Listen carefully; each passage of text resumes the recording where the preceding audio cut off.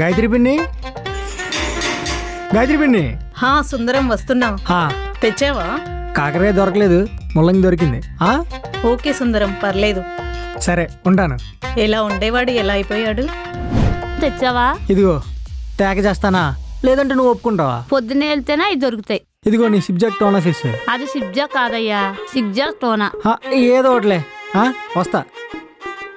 ఎలా ఉండే అయినా అలాగ అయిపోయాడు. సాయంకాలం ఫోన్ చేయండి, బెంగళూరు ఎక్కేస్తాను, రాగానే ఇచ్చేస్తాను. ఫస్ట్ 6 అవర్లు ఫ్యాన్సీ వేస్తాను, ఏముండవు మూర్తి గారు. అబ్బబ్బబ్బా ఏంటయ్యా అలా అరుస్తావు? నాకేమైనా చూడనుకున్నావు ఏంటి?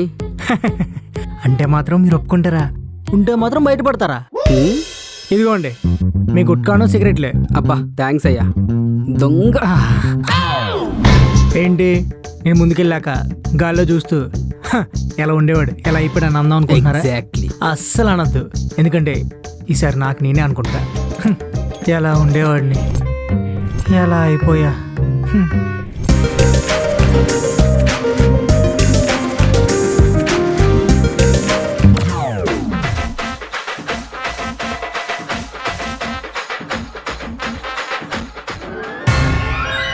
అనుకుండా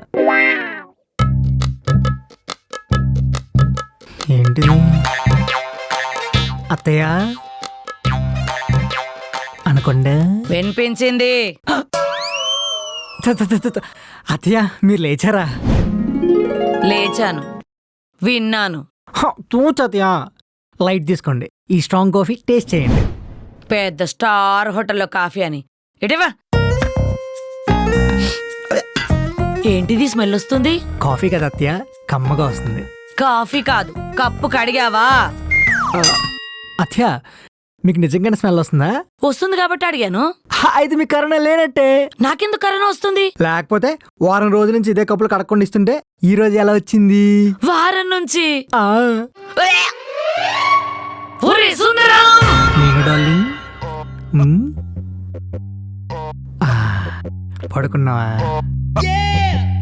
ఎంత రొమాంటిక్ గా పడుకుందో మీను.